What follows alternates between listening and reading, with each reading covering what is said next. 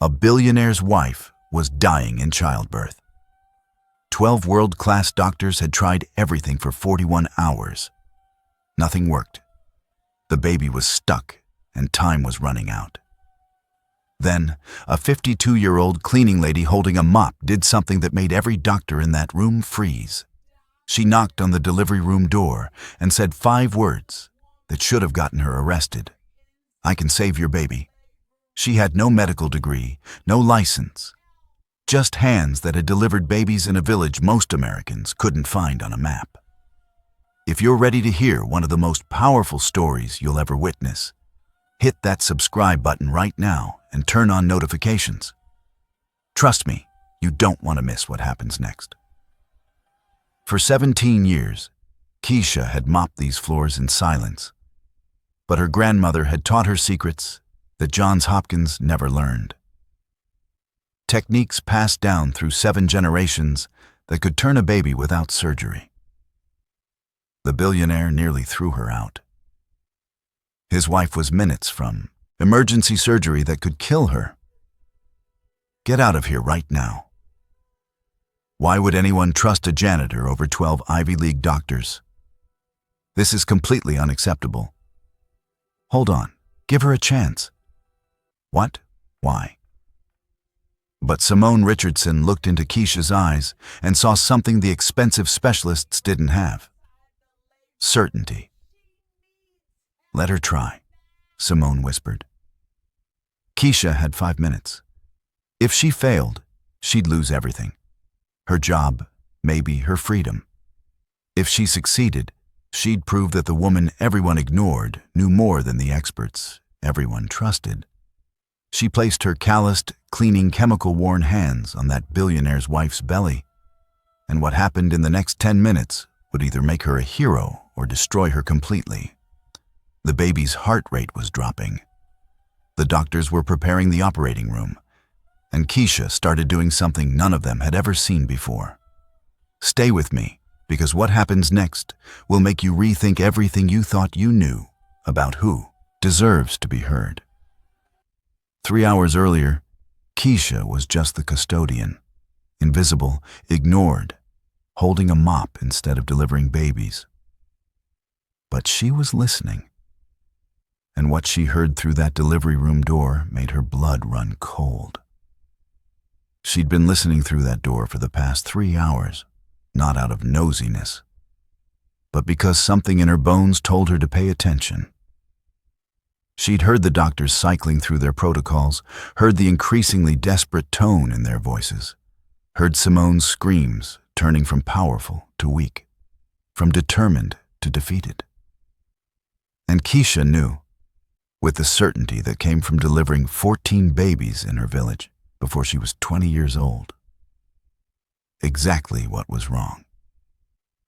The baby was posterior, face up instead of face down, stuck against the mother's spine in a position that no amount of American medical technology could fix, but that Keisha's grandmother could have corrected in 10 minutes with nothing but skilled hands and ancient knowledge passed down through 7 generations of midwives.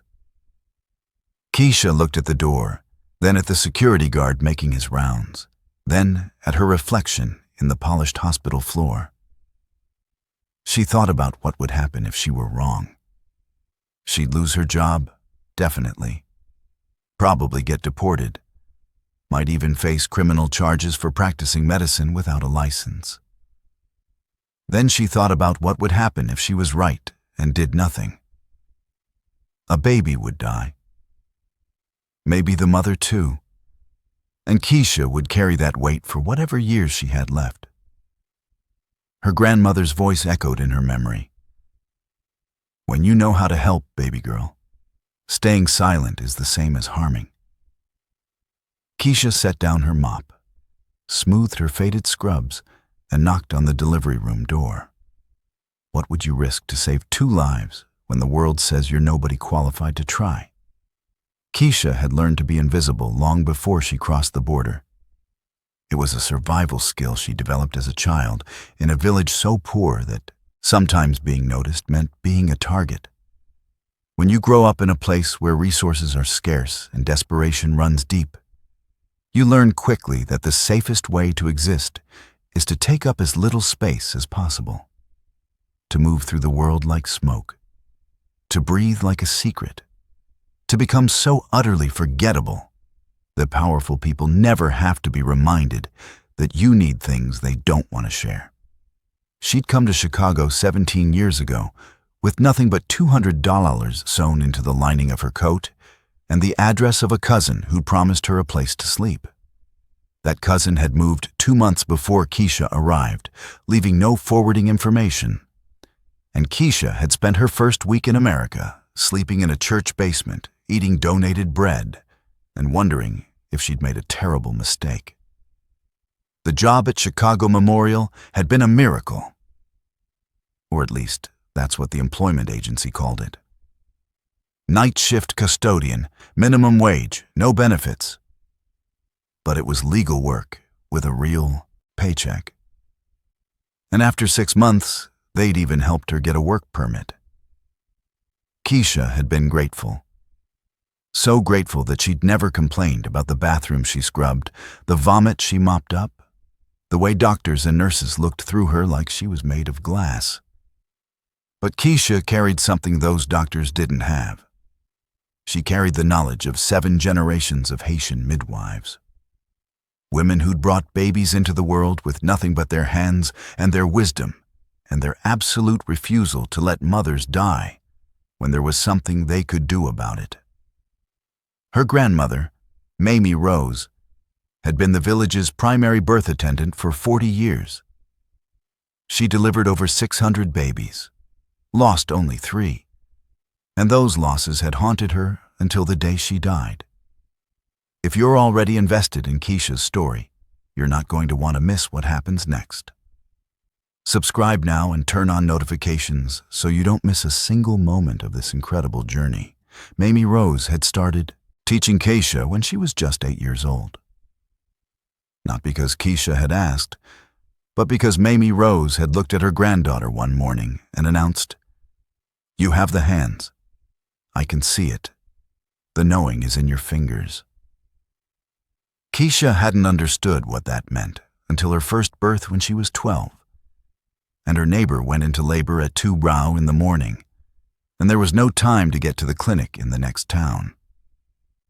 Mamie Rose had brought Keisha with her, positioned her small hands on the laboring woman's belly, and taught her to feel things that couldn't be seen. The position of the baby, the strength of the contractions, the moment when intervention was needed, and the moment when the only thing required was patience. By the time Keisha was 16, she was attending births on her own. By 18, she'd developed a reputation. Women would request her specifically, would walk for hours just so Keisha could be the one to catch their babies. She delivered twins in a rainstorm with nothing but a kerosene lamp for light. She turned a breech baby with techniques her grandmother had learned from her grandmother.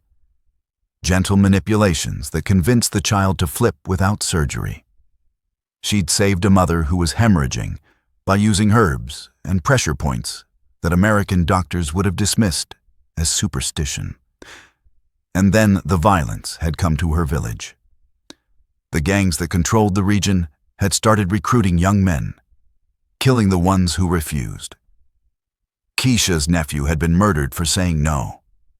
Her brother had disappeared. Her sister-in-law had been threatened, and Keisha had made the hardest choice of her life.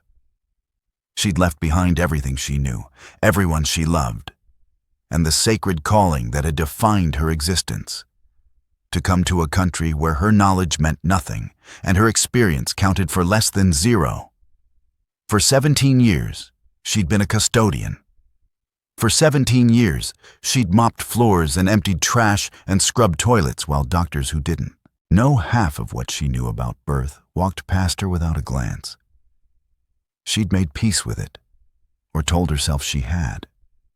This was the price of safety, of survival, of sending money home so her family could eat. But tonight, standing outside that delivery room door, listening to a woman scream and doctors argue and equipment blare warnings. Keisha felt something crack open inside her chest. The part of her that had been a midwife, a healer, a woman who understood birth the way a musician understands a symphony, that part refused to stay silent anymore. This story is about to take a turn that will leave you breathless. Make sure you're subscribed so you can follow every twist and turn. Hit that subscribe button now. The Richardson baby had been the talk of the hospital for months. Daniel Richardson was one of those tech billionaires whose name appeared in headlines with words like visionary, disruptor, and genius. He'd built a social media empire from his dorm room, sold it for $18 billion, and used that money to launch a dozen other companies that were collectively worth more than some small countries. His wife Simone was a former fashion model turned philanthropist, the kind of woman who appeared in Vogue wearing couture to charity galas. They lived in a penthouse that had been featured in Architectural Digest, vacationed on a private island, and moved through the world with the absolute certainty that money could solve any problem. The pregnancy had been difficult from the start. Simone was 43, considered advanced maternal age in obstetric terms, and this was their first biological child after years of fertility treatments. They'd hired the best doctors, followed every protocol, spared no expense. The nursery in their penthouse had been designed by a celebrity interior designer and stocked with organic, handcrafted furniture that cost more than Keisha's annual salary. When Simone went into labor 2 days ago, Daniel had arranged for her to deliver in the hospital's luxury birthing suite, a space that looked more like a 5-star hotel than a medical facility.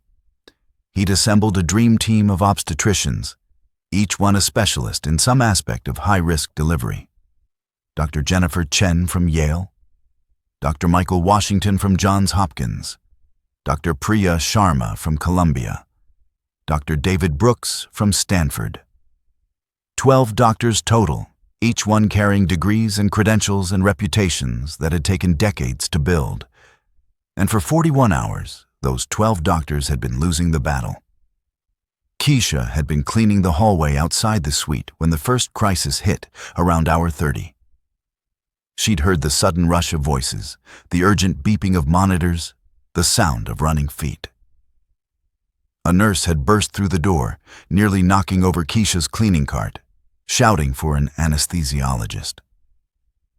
Keisha had pressed herself against the wall, invisible as always, and watched the chaos unfold. Over the next 11 hours, she'd pieced together what was happening through overheard conversations and the increasingly desperate expressions on the faces of medical staff coming and going. The baby was stuck. Every time Simone pushed, the baby's heart rate dropped dangerously low. The doctors had tried everything: position changes, manual manipulation, medications to strengthen contractions, and medications to relax the cervix. Nothing worked. Now they were discussing a C-section, but there were complications. Simone's blood pressure was dangerously high. She'd already lost more blood than was safe. Her body was so exhausted from the prolonged labor that surgery carried serious risks. The anesthesiologist was concerned about her cardiac function. The surgical team was debating whether to use general anesthesia or try to keep her conscious. Keisha had listened to all of this and knew, with the bone-deep certainty that came from catching hundreds of babies, exactly what the problem was. She'd heard it in the description of the baby's position, in the pattern of the heart rate decelerations, in the way the doctors described Simone's pain, in her back radiating down her legs. Posterior presentation. The baby was face up, spine against the mother's spine, trying to navigate through the pelvis at an angle that made descent nearly impossible. It was a common problem, one that Mamie Rose had taught Keisha to fix when she was 13 years old. "You don't fight the baby," Mamie Rose had explained. "You dance with it. You find the rhythm of the contractions. You feel where the baby's shoulders are, and you guide it. Gentle, gentle, like convincing a flower to open. Force will make things worse. Patience and skilled hands will make things right. The doctors inside that room were operating from textbooks and protocols. They were looking at numbers on screens, measurements from ultrasounds, and data from monitors. But they couldn't feel what Keisha would have felt if she'd been allowed to put her hands on Simone's belly. They couldn't sense the exact position of the baby's body, couldn't feel the subtle shifts that indicated when the baby was ready to turn, couldn't communicate with their hands what their machines were missing. And the baby was running out of time. Keisha knocked on the delivery room door. It was a tentative knock, not the confident rap of someone who belonged there, but the hesitant tap of someone who knew they were crossing a line they weren't supposed to cross. The door opened a crack. A nurse appeared, her face exhausted and stressed. "What?" "I'm sorry to bother you," Keisha said in her careful English, the accent she'd never quite been able to smooth out, making her words precise and measured. "But I hear the baby is stuck. I might be able to help."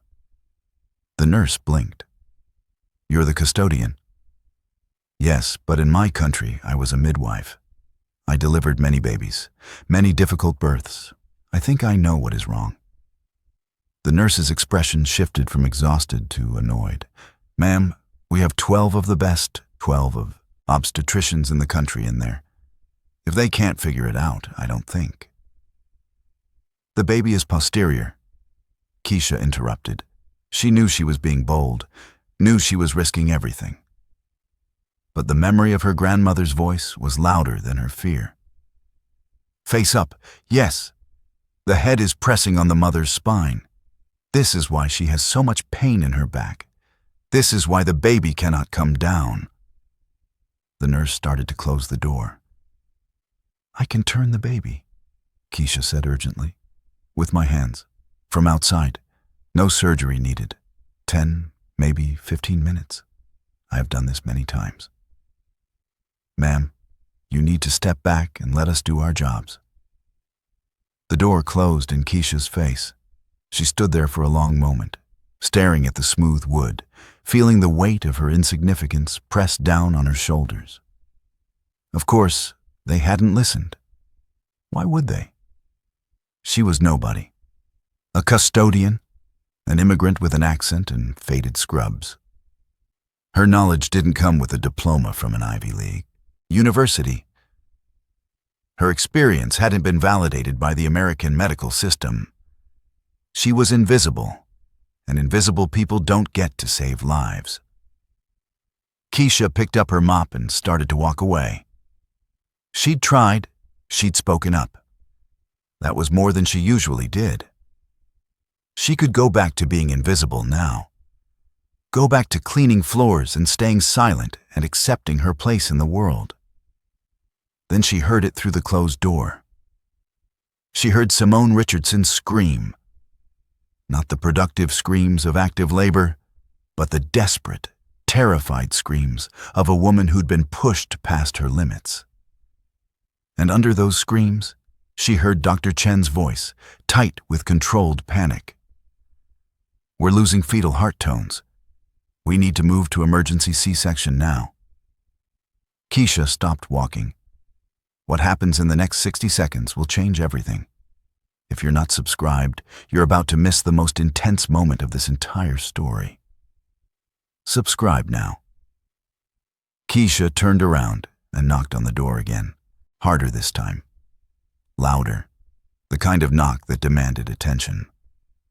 The same nurse opened the door, her face now genuinely angry. "Ma'am, I'm going to have to call security if you don't." "Let me try," Keisha said, and her voice was different now. Not hesitant, not apologetic. It was the voice of a woman who'd delivered 14 babies before she was 20, who'd saved mothers and children with nothing but her hands and her knowledge and her absolute conviction that she knew what she was doing. 5 minutes. That is all I ask. If I cannot help, then do your surgery. But if I can save this mother from being cut open, if I can save this baby from the risks of surgery, is 5 minutes not worth it?" The nurse was about to refuse, and Keisha could see it in her face. But then Dr. Chen appeared behind her, and something in the doctor's expression made Keisha's heart jump. It wasn't anger. It was desperation. "What did she say?" Dr. Chen asked. "She thinks the baby is posterior, and she can turn it manually," the nurse said, her tone making it clear what she thought of that idea. Dr. Chen looked at Keisha for a long moment. "You're the custodian." "Yes. But in Haiti, I was a midwife. I delivered many babies, many difficult presentations." "Do you have any medical credentials? Any formal training?" "I trained with my grandmother for 10 years. She delivered over 600 babies. I delivered more than 100 myself before I came to America." Dr. Chen's jaw tightened. Keisha could see the calculation happening behind her eyes. On one hand, this was absurd. You don't let a custodian with no American medical credentials touch a patient, especially not a billionaire's wife in the middle of a complicated delivery. On the other hand, they were out of options. The C-section carried serious risks, and there was something in this woman's eyes, something calm and certain and utterly confident, that spoke to a part of Dr. Chen that still remembered why she'd become a doctor in the first place. "Dr. Chen," the nurse said, "you can't be seriously considering." "How would you do it?" Dr. Chen interrupted, her eyes still on Keisha. "I put my hands on the mother's belly," Keisha explained. "I feel where the baby's head is, where the shoulders are. Between contractions, when the uterus is soft, I apply gentle pressure to guide the baby to rotate. It does not hurt. The mother will feel my hands, but it is not painful. If the baby is ready to turn, it will turn. If not, I will know in 5 minutes, and you can do your surgery." "And if something goes wrong?" Dr. Chen asked. "Nothing will go wrong," Keisha said simply. "I have done this many, many times. I know what I'm doing." There was a commotion behind Dr. Chen. Daniel Richardson appeared, his designer suit rumpled, his face haggard. "What's going on? Why are we standing here talking? My wife needs surgery now." Dr. Chen turned to him. "Mr. Richardson, this woman believes she can turn your baby without surgery." Daniel stared at Keisha, as she'd just appeared out of thin air. "Who is she?" "I'm a custodian here," Keisha said. "But I used to be a midwife." "A custodian?" Daniel's voice dripped with disbelief. "You want my wife treated by a custodian when we have 12 of the best doctors in the country here?" "Sir," Dr. Chen said carefully, "the surgery carries significant risks given your wife's current condition, if there's a chance to avoid it." "No," Daniel said flatly. "Absolutely not. We're doing the surgery. I don't care about the risks. I want actual doctors treating my wife, not some." He stopped himself, but everyone knew what word he'd almost said. Keisha felt the familiar weight of invisibility settling back over her shoulders. She'd tried. She'd spoken up. She'd offered her knowledge. And like always, it wasn't enough. The rich man had spoken, and the rich man's word was final. Then another voice cut through the tension. Weak, hoarse, but determined. "Let her try." Everyone turned. Simone Richardson was partially visible through the doorway, propped up on pillows, her face pale and drawn, her hair matted with sweat. But her eyes were clear and focused on Keisha. "Simone, you don't understand," Daniel started. "I understand that I've been in labor for almost 2 days," Simone interrupted. "I understand that every intervention these doctors have tried has failed. I understand that surgery right now could kill me. And I understand that this woman looks me in the eye like she actually knows what she's talking about. She focused on Keisha. You really think you can turn my baby? Yes, Keisha said. I am certain. Then do it, Simone said.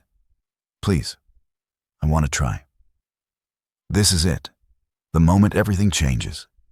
Keisha is about to do something that will either make her a hero or destroy her life completely.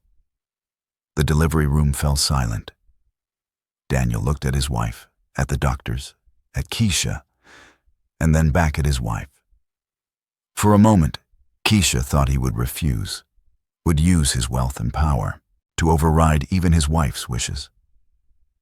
Then something shifted in his face. Maybe it was exhaustion. Maybe it was desperation. Maybe it was the first time in his life he'd encountered a problem that his money couldn't immediately solve. 5 minutes, he said finally. You get 5 minutes. If it doesn't work, we go straight to surgery. Dr. Chen nodded. Agreed. She looked at Keisha. You can try, but I'll be monitoring everything. If I see anything concerning, we stop immediately. Keisha entered the delivery room. It was enormous, more like a luxury hotel suite than a medical space. There was a birthing tub in one corner, a massage chair, and mood lighting that could be adjusted for different stages of labor. The medical equipment was state-of-the-art, machines that could monitor every possible metric of maternal and fetal health. And in the center of all this expensive technology was Simone Richardson, a woman in pain, a mother trying desperately to bring her baby into the world. Keisha approached the bed slowly, her hands already sensing what they would need to do. She could see the shape of Simone's belly, could read the position of the baby in the way the abdomen was carrying, slightly lopsided, with a hard spot on the left side that indicated where the baby's back was. I am going to put my hands on you now, Keisha said gently in her accented English. I will not hurt you. I am just feeling where your baby is. Simone nodded, too exhausted to speak. Keisha placed her hands on Simone's belly. Her hands were rough from 17 years of cleaning, calloused and work-worn. Nothing like the smooth, gloved hands of the doctors who'd been examining Simone. But the moment her palms made contact with Simone's skin, something happened. Mamie Rose had called it the knowing. That instant connection between midwife and mother, between skilled hands and laboring body. When information flowed both ways and you could sense things that no monitor could measure. She felt the Aussie Nakawaist baby immediately. Head down, that was good. But rotated wrong, facing forward instead of facing the mother's spine. She felt the shoulders, the curve of the spine, the position of the limbs. She felt the way the baby was wedged against the pelvis, unable to move down because the angle was all wrong. And she felt something else. The baby was tired, but not in distress. The baby was waiting, had been waiting for someone to help, someone to understand. Babies know things, Mamie Rose used to say. They know when the people around them are fighting with their bodies instead of working with them. Sometimes you just have to show the baby the way. Okay, Keisha said softly, speaking as much to the baby as to the mother. I understand. We are going to fix this now. A contraction started. Keisha kept her hands still, feeling the wave of tension move through Simone's uterus, feeling the baby respond to the pressure. She waited, patient, until the contraction ended and Simone's belly went soft again. Then she began. Keisha's hands moved with practiced confidence. She found the baby's shoulder through the abdominal wall, applied gentle, steady pressure upward and to the right. Not forcing, not pushing hard. Just suggesting, guiding, having a conversation with the baby through touch and pressure, and that mysterious knowing that connected the midwife to the child. "Come on, little one," she murmured in Creole. "Just a little turn, that's all. Just show me you can move." The 12 doctors crowded around, watching with expressions that ranged from skeptical to curious to openly hostile. Dr. Washington, the Johns Hopkins specialist, was practically vibrating with disapproval. But Dr. Chen was watching Keisha's hands with intense focus, and Keisha could tell the woman was actually seeing what she was doing, actually understanding the technique. Another contraction came. Keisha kept her hands steady, maintaining gentle pressure, working with the contraction instead of against it. She felt the baby shift slightly, felt the head rotate a few degrees. Progress. Small but real. "It's working," Simone gasped. "I can feel it. The pain in my back, it's less." "That's because the baby is moving away from your spine," Keisha explained, keeping her voice calm and reassuring. "We are making space. Just breathe through this contraction. Good. Very good." The contraction ended. Keisha adjusted her hand position, found a new leverage point. This time she applied pressure in a slightly different direction, encouraging the baby to continue the rotation. She could feel the baby responding now, could feel the small body turning in the cramped space of the pelvis. "The baby's heart rate is improving," one of the nurses monitoring the fetal monitor announced, "coming back up to 140. Fetal position is changing on ultrasound," another voice said. "The baby's rotating." Daniel Richardson moved closer, his face a mixture of disbelief and desperate hope. "Is it really working?" "Yes," Keisha said simply. "Your baby is turning. Just a little more now." She worked in silence, her hands reading signals that none of the expensive equipment in the room could detect. She felt the moment when the baby's head slipped past a tight spot in the pelvis, felt the shoulders realign, felt the entire body shift into the correct position. Face down now, chin tucked, ready to descend. "There," Keisha said, pulling her hands back. "It is done. The baby is in the right position now.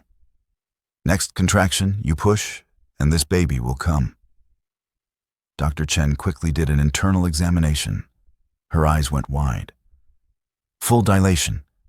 Baby's head is at +2 stations. Presentation is now occiput anterior." She looked up at Keisha with something like awe. "You did it. You actually did it." A contraction hit. This one was different. Simone's body, which had been fighting for 41 hours, suddenly knew exactly what to do. The exhaustion fell away, replaced by a surge of primal power. "Push," Dr. Chen commanded. "Push now." Simone pushed, and this time, the baby descended. Moved down through the birth canal the way babies are supposed to move when everything is aligned correctly. Another push, another foot of progress. The room erupted in controlled excitement. Doctors and nurses positioned themselves, preparing to catch this baby that they'd all thought would need to be surgically removed. "I can see the head," Dr. Chen called out. "One more push, Simone. One more and your baby's here." Simone screamed and pushed with everything she had left. And then, suddenly, impossibly, after 42 hours of labor, after 12 doctors had run out of options, after a billionaire had nearly lost everything that mattered, a baby slid into Dr. Chen's waiting hands. The cry was immediate, loud, indignant, perfect. "It's a boy," Dr. Chen said, her voice thick with emotion. "You have a healthy baby boy." The baby was perfect. 10 fingers, 10 toes, good color, strong cry. Dr. Chen placed him on Simone's chest, and the room full of people who'd witnessed the impossible erupted in cheers and tears and relieved laughter. Daniel collapsed into a chair, his face in his hands, sobbing. Simone was crying too, holding her son, kissing his vernix-covered head, whispering words of love and relief and gratitude.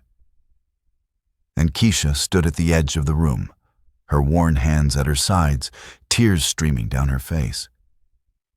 She'd done it. After 17 years of being invisible, 17 years of cleaning floors while carrying the knowledge of generations, 17 years of silence, she'd finally used her gift again. She'd saved a mother and child. She'd been a midwife again. Dr. Chen walked over to her. The doctor's eyes were red, her professional composure shattered by what she'd just witnessed. "That was extraordinary," she said quietly. "I've been practicing obstetrics for 23 years, and I've never seen anything like that. Where did you learn to do that?" "My grandmother," Keisha said. "She taught me that babies are not problems to solve. They are people to guide. Sometimes the old ways work better than all the new machines." You won't believe what happens next. This story is far from over, and the aftermath of Keisha's miracle is going to change lives in ways no one expected. Stay subscribed. The delivery room had transformed from a place of crisis to a place of jubilation. The baby, whom Daniel and Simone named Elijah, was healthy and nursing within an hour. Simone had required only minor stitches, her body recovering remarkably quickly once the prolonged labor finally ended. The 12 doctors who'd been unable to solve the problem stood in small groups, some discussing what they'd witnessed, others openly studying their shoes in embarrassment. Dr. Washington, the Johns Hopkins specialist, was the first to leave. He muttered something about catching a flight and disappeared without another word. But Dr. Chen stayed. So did Dr. Sharma and several others. They watched Keisha with new eyes, now seeing her for the first time as something other than the invisible woman who cleaned their floors. Keisha had tried to slip away quietly. She'd done what needed to be done, and now she wanted to return to her familiar invisibility before anyone decided she'd overstepped too badly. But as she picked up her abandoned cleaning cart from the hallway, Dr. Chen came after her. "Wait," the doctor called. "Please don't go yet." Keisha turned, her heart hammering. This was it. This was when she'd be told she was fired, possibly facing legal consequences for practicing medicine without a license. But Dr. Chen's face wasn't angry. "I need to ask you something. How many times have you done that? The manual rotation technique?" "Many times," Keisha said carefully. "In my village, posterior babies were common. We did not have surgery, so we learned to turn them." "And your success rate?" "I never lost a baby because of the wrong position. Sometimes they could not turn, and then we would make the mother work harder, changing positions many times. But always the baby came. Always." Dr. Chen shook her head slowly. "Do you realize what you have? The knowledge you carry? That technique you just used is mentioned in some older obstetric texts, but it's considered outdated. Most modern obstetricians don't even learn it anymore. We go straight to C-section for persistent posterior presentations." "But what you did in there," her voice caught, "you made it look easy. You knew exactly where to put your hands, exactly how much pressure to use, exactly when to push and when to wait. That's not luck. That's skill. That's mastery." Keisha didn't know what to say. For 17 years she'd been told, in 1,000 unspoken ways, that her knowledge was worthless, that her experience didn't count, that she needed to stay in her place and let the real professionals handle the important work. And now this doctor, this highly educated, prestigious American physician, was looking at her with something like reverence. "I learned from the best teacher," Keisha said finally. "My grandmother was a great midwife. She taught me to listen to the baby, to feel what is happening, not just look at machines. Would you? Dr. Chen hesitated, then pushed forward. Would you be willing to teach others? What you did tonight, it's not just about this one baby. Thousands of women end up with unnecessary C-sections because of posterior presentations. If we could learn your technique, if we could teach it to other doctors, we could reduce surgical complications, reduce recovery times, reduce costs, and reduce trauma. You could change obstetric care. Before Keisha could respond, Daniel Richardson appeared in the hallway. He'd cleaned up, changed into fresh clothes, but his eyes were still red from crying. He walked straight to Keisha and did something that shocked everyone watching. He knelt in front of her. This billionaire, worth $18 billion, wearing a suit that cost more than Keisha's car, dropped to his knees in a hospital hallway and looked up at the custodian who'd saved his family. "I don't know how to thank you," Daniel said, his voice breaking. "I almost lost them both tonight. My wife, my son, everything that matters. And you saved them when nobody else could. You saved them. And I was ready to throw you out of the room. I was ready to call you nobody." "Please stand up, sir," Keisha said, deeply uncomfortable. "I was only doing what I know how to do." "No," Daniel said firmly. But he did stand. "You weren't only doing anything. You did something extraordinary. You have a gift. And He paused, choosing his words carefully. "I've spent my whole life believing that the best knowledge, the most valuable expertise, comes from the places I expected. The best universities, the most prestigious institutions, the people with the right credentials. And I was wrong. I was so wrong." He pulled out his phone.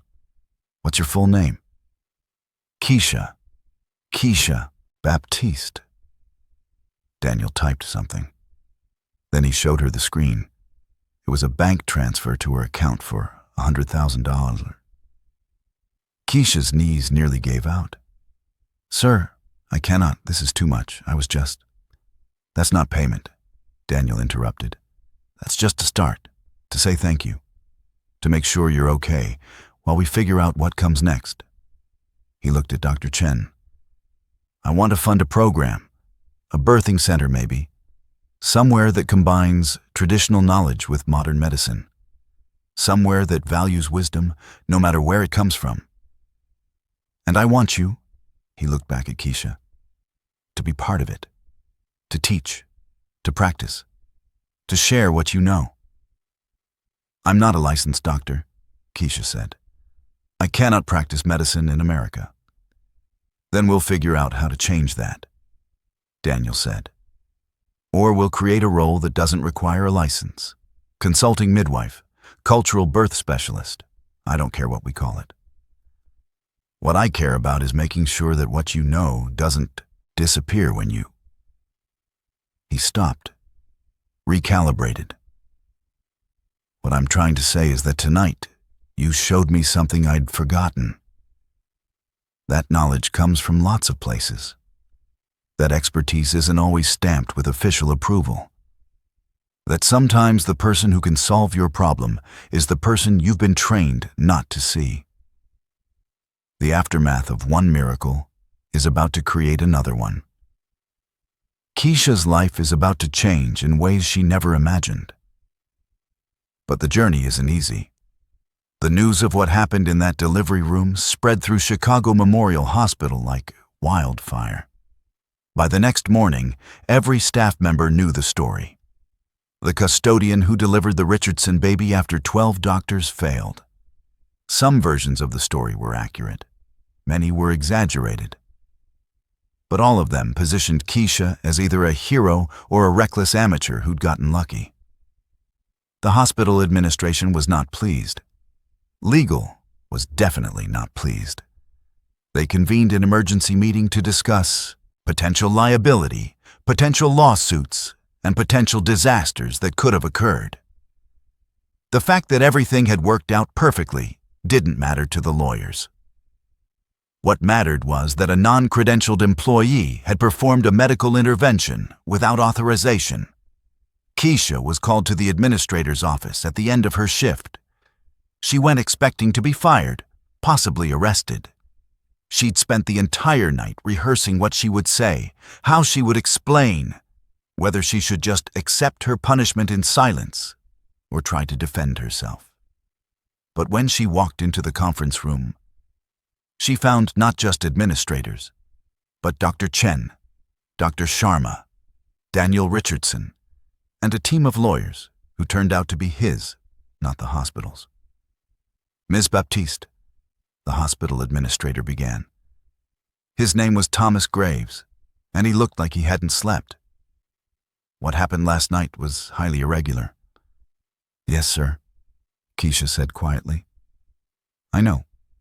I am sorry if I caused problems. Sorry? Daniel Richardson interrupted. She saved my wife and child, and she's apologizing? Mr. Richardson, Graves said carefully, we appreciate what Ms. Baptiste did, but there are protocols, procedures, liability issues. Then change the protocols, Daniel said flatly. I'm prepared to make a significant donation to this hospital. Let's say $10 million to start, but it comes with conditions. 1. Ms. Baptiste keeps her job, no questions asked. 2. You create a formal position for traditional birth attendants to work alongside your obstetricians. 3. You develop a training program so your doctors can learn from people like Ms. Baptiste instead of dismissing their knowledge. The room fell silent. $10 million was more than the hospital's entire obstetrics department budget for a year. Graves cleared his throat. Mr. Richardson, we would need to consult with the medical board. I've already spoken to my lawyers, Daniel interrupted. They tell me there are plenty of legal frameworks for integrating traditional practitioners into hospital settings. Doulas, lactation consultants, cultural birth workers. We just need to create the right structure. He looked at Keisha. What do you want? If you could design your ideal role here, what would it look like? Keisha hadn't expected the question. She'd spent so long being told what her place was that being asked what she wanted felt like speaking a foreign language. She started, then stopped. Then tried again. I want to help mothers. I want to teach doctors the old ways that work. I want to make sure that women who have hard births get the help they need. All kinds of help, not just surgery. She took a breath. I want my grandmother's knowledge to matter. I want it to be respected. Dr. Chen leaned forward. What if we created a pilot program? Traditional Birth Wisdom Integration Initiative, or something like that. Ms. Baptiste works with our high-risk obstetrics team, not as a doctor, but as a consultant. She teaches us her techniques. We document what works. We study the outcomes. We create a model that other hospitals could adopt. Would she need to be in the delivery room for that? Graves asked nervously. Sometimes, Dr. Chen said. Under my supervision, with my medical license on the line, I take full responsibility. But yes, sometimes traditional techniques require hands-on demonstration. I'm not sure the medical board. The medical board, Daniel said, will do whatever is necessary to avoid the headline. Hospital fires woman who saved billionaire's baby. I can make sure that headline runs in every major paper in the country if that's what it takes. He wasn't smiling. He meant every word. Graves looked at Keisha, at the billionaire, at his own legal team. The calculation was obvious. Fight this and face a public relations nightmare, plus lose a major donation or find a way to make it work. Let me consult with our board, Graves said, finally. We'll need to structure this carefully. But he looked at Keisha, and for the first time, she saw respect in his eyes. "I think we can find a way." Keisha's quiet revolution is just beginning. The fight to validate traditional knowledge in a modern medical system isn't going to be easy. But what happens next will inspire you. Stay subscribed.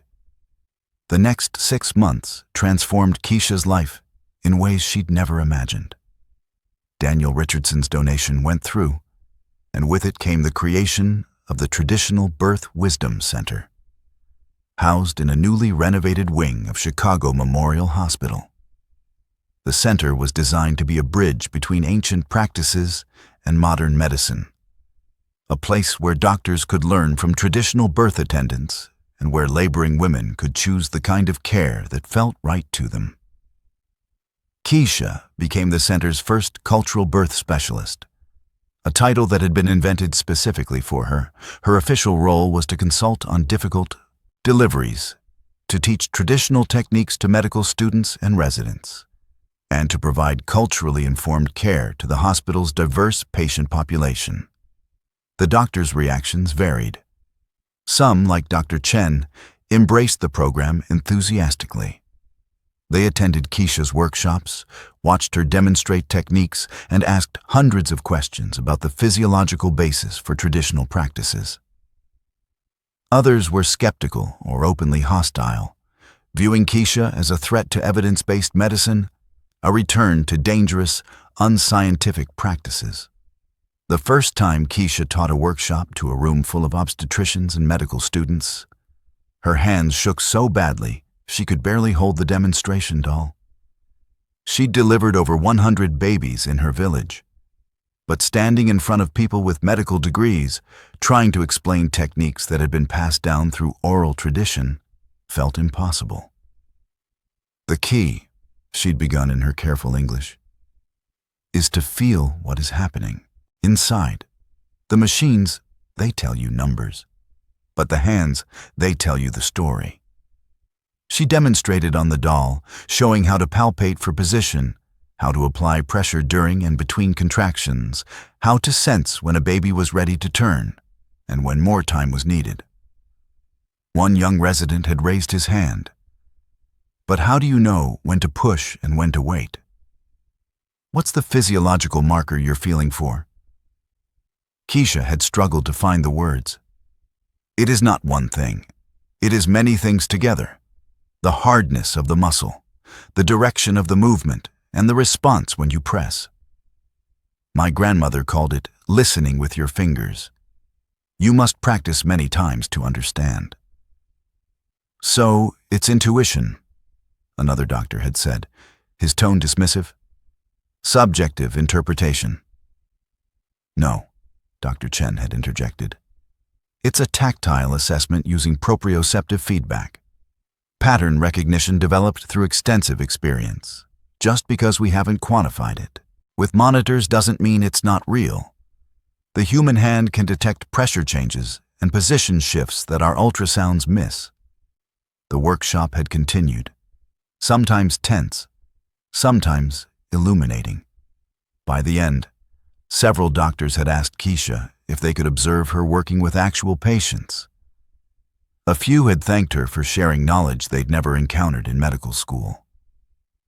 And slowly, word spread.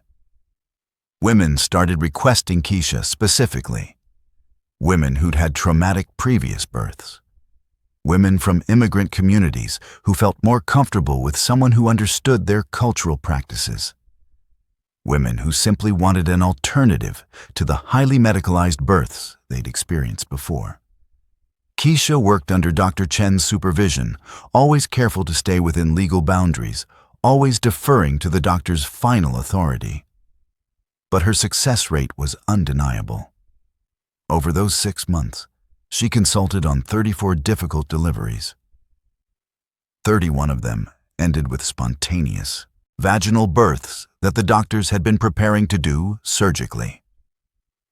The other 3 did require C-sections. But Keisha had been the one to recognize when traditional techniques weren't working and surgery was necessary. The data was compelling enough that the hospital's medical board officially approved the program. Other hospitals started calling, asking about the model, wanting to create similar initiatives. Medical journals requested articles about the integration of traditional and modern obstetric practices. One evening, about 8 months after the night that changed everything, Keisha was leaving the hospital when she saw a familiar figure in the parking lot. Daniel Richardson was getting out of his car, and he had Elijah with him. The baby, now 8 months old, was chubby and healthy, with his mother's eyes and his father's determined expression. "Keisha," Daniel called out. "I was hoping I'd run into you. We're here for Elijah's checkup, and Simone wanted me to give you something." He handed her an envelope. Inside was a check for $50,000 and a letter. "Dear Keisha, every day I hold my son, I think about you. I think about how close I came to losing him and how you refused to let that happen. This money is a small thank you. But more importantly, I want you to know that you changed more than just our lives that night. You changed how I think about wisdom, about knowledge, about who gets to be an expert. I've started a foundation to support traditional birth workers, to fund training programs, and to preserve indigenous medical knowledge. I'm calling it the Mamie Rose Foundation, after your grandmother. I hope that's okay. Thank you for saving my family. Thank you for being brave enough to speak up when everyone else had given up. Thank you for showing us that sometimes the people we overlook are the ones who see most clearly."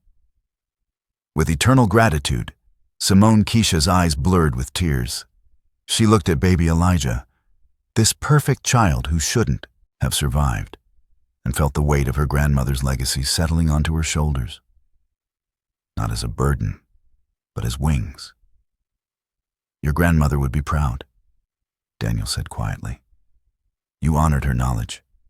You made it matter."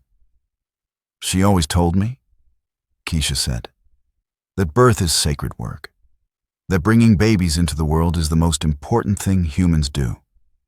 She said, midwives are the keepers of that sacred knowledge, and we must never let it die." "It won't," Daniel assured her. "Not now. Not with people like you teaching it to the next generation." Elijah reached out his chubby hand toward Keisha. She took it, felt his strong grip, and smiled through her tears. "Bonjour, Elijah," she whispered. "Do you know you are a miracle? Do you know your life started a revolution?" Keisha's story doesn't end here. It's really just beginning.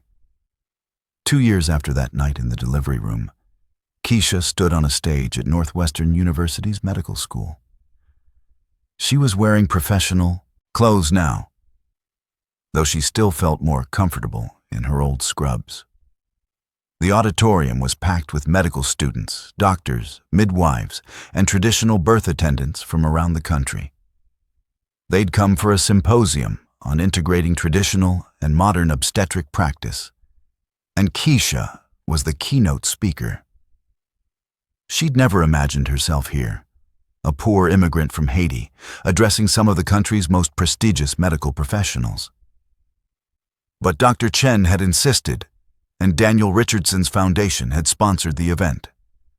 And Simone's Mamie Rose Foundation had worked to bring traditional practitioners from around the world to share their knowledge. Keisha stepped up to the podium, looked out at the sea of faces, and took a deep breath. "My name is Keisha Baptiste," she began. 2 years ago, I was a custodian. I mopped floors and cleaned bathrooms and was invisible to most of the people in this hospital. But I carried something that nobody saw. I carried the knowledge of 7 generations of midwives, taught to me by my grandmother, Mamie Rose Baptiste, who delivered over 600 babies with nothing but her hands and her wisdom and her love. She paused, gathering her courage. For 17 years, I stayed silent.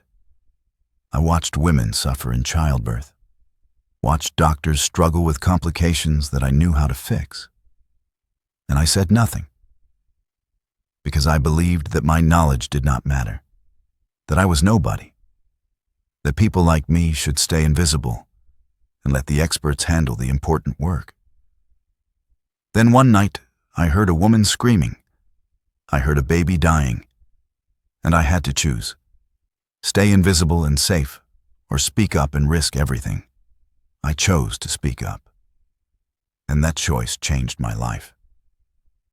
But more importantly, it started a conversation about whose knowledge matters, about where expertise comes from, about the wisdom we lose when we decide that only certain people with certain credentials from certain places get to be experts.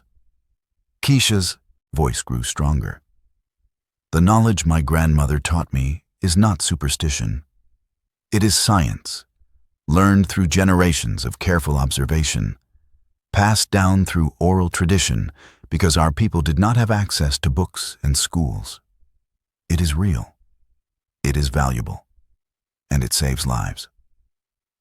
But it is not the only knowledge that matters. Modern medicine saves lives too. Technology and research and evidence-based practice are powerful tools. The question is not which knowledge is better. The question is, how do we bring them together? How do we create a healthcare system that values all forms of expertise? How do we make sure that the next time a woman is struggling in labor, we have every tool available, traditional and modern, to help her? She looked at Dr. Chen, sitting in the front row. I was blessed to work with doctors who were willing to learn, who were humble enough to admit they didn't know everything, who were brave enough to try a different way. But not every traditional practitioner is that lucky. All over this country, all over the world, there are women like my grandmother, carrying knowledge that could save lives, and nobody is listening to them. This symposium is a start. The programs we are building are a start. But it is only a start. We need more hospitals willing to open their doors. We need more doctors willing to learn. We need more respect for traditional knowledge, more funding for programs that preserve it, more recognition that wisdom comes from many sources. Keisha's eyes swept the audience. My grandmother used to say that birth belongs to women, not to doctors, not to hospitals, not to any institution. Birth belongs to the mother and the baby and the sacred mystery of bringing new life into the world. Our job as birth workers, whether we are doctors or midwives or traditional attendants, is to serve that sacred process, to support it, to protect it, to interfere only when necessary, and to respect all the knowledge that helps us do that well. 2 years ago, I was a custodian. Today, I am a cultural birth specialist. I teach doctors techniques my grandmother taught me. I consult on difficult deliveries. I help mothers have the births they want, the births that feel right to them, whether that means all the technology or none of it, or something in between. But I am still Keisha. I am still the daughter of immigrants. I am still a woman who grew up poor in Haiti. And I am still carrying my grandmother's knowledge. The difference is, now people are listening. She smiled. My grandmother used to say, "When you know how to help, baby girl, staying silent is the same as harming." I stayed silent for 17 years. I will not be silent anymore. And I hope that after this symposium, after hearing from all the amazing practitioners who are here today, none of you will be silent either. Speak up for traditional knowledge. Value it. Learn from it. Integrate it into your practice. Honor the grandmothers and the midwives and the healers who figured out how to catch babies and save mothers long before medical schools existed. Because every time we dismiss traditional knowledge, we lose something precious. And every time we listen, every time we learn, every time we build bridges between different forms of expertise, we gain something powerful. Thank you for listening to my story. Thank you for being here. And thank you for caring about birth, about mothers, about babies. and about preserving the wisdom that keeps them safe. The auditorium erupted in applause. People stood, some crying, some cheering. Keisha stood at the podium, no longer invisible, no longer silent, carrying her grandmother's legacy forward into a future where traditional knowledge and modern medicine walked side by side. Before we wrap up this incredible journey, make sure you're subscribed so you never miss stories like this. Hit that subscribe button and turn on notifications. 3 years after that night in the delivery room, the Mamie Rose Foundation had funded 47 traditional birth worker training programs across the United States. The traditional Birth Wisdom Center model had been adopted by 23 hospitals. Medical schools were beginning to include modules on traditional obstetric practices in their curricula. And Keisha had trained 89 doctors in the manual rotation techniques that had saved Elijah Richardson's life. She still worked at Chicago Memorial, though she made more in a week now than she used to make in a year. She'd brought her sister and 2 nieces to Chicago from Haiti. She'd bought a small house on the south side. She'd established a scholarship fund for young women from her village who wanted to train as midwives. But her favorite part of her work was still the simplest: being in the delivery room, putting her hands on a laboring mother's belly, feeling the baby move, whispering encouragement in Creole or English or whatever language the mother understood, catching babies the way her grandmother had taught her, with reverence and joy, and that sacred knowing that passed from one pair of hands to the next. One afternoon, Keisha was leaving the hospital when a young woman approached her. She looked about 25, with kind eyes and nervous energy. "Are you Keisha Baptiste?" the woman asked. "Yes, I am. I'm starting medical school next month at Northwestern. I'm going to specialize in obstetrics. And She paused, gathering courage. "I just wanted to say thank you. I read about what you did, about how you saved that baby when the doctors couldn't. And it made me realize that I want to be the kind of doctor who listens, who learns, who respects all forms of knowledge. Because of you, I'm going to medical school to become a bridge between the old ways and the new ways. So thank you." Keisha felt tears prickle her eyes. This was what she'd hoped for.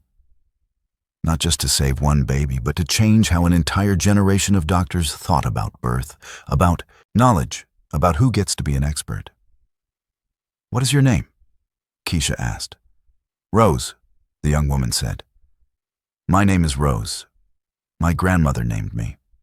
She was a midwife in Jamaica." Keisha smiled through her tears. "Then you carry a sacred name. Rose. Your grandmother knew what she was doing when she gave you that name. She was telling you to bloom, to bring beauty and healing into the world." "I hope I can be," Rose said. "The way you were." "You will be," Keisha assured her. "And when you graduate, when you become a doctor, come find me. I will teach you everything my grandmother taught me, and you will teach the next generation. That is how knowledge stays alive. We pass it forward, one pair of hands to the next, one light to the next." The young woman hugged her, thanked her again, and walked away. Keisha watched her go. This Rose who would bloom in the medical world, who would honor the old ways while embracing the new, who proved that Mamie Rose's knowledge would not die with her. She looked up at the evening sky over Chicago, the same sky her grandmother had looked up at in Haiti, the same stars that had witnessed 7 generations of births and deaths and the endless cycle of life. "I did it, Mamie Rose," Keisha whispered. "I kept the knowledge alive. I made it matter. Somewhere in whatever place grandmothers go when they leave this world." Keisha believed that Mamie Rose was smiling. Thank you for following Keisha's incredible journey from invisible custodian to respected healer. If this story moved you, inspired you, or made you think differently about whose knowledge deserves to be honored, please subscribe to this channel and share this video with someone who needs to hear this message today. Remember, you are not invisible. Your background is not a limitation, it's a foundation. And the knowledge you carry, the wisdom your family gave you, the perspective that comes from your unique experience, the world needs all of it. Until next time, stay blessed, stay bold, and never stop believing that one person can change everything. Subscribe now and turn on notifications so you never miss another story like this one. And leave a comment telling us, what wisdom did your grandmother teach you that the world needs to hear?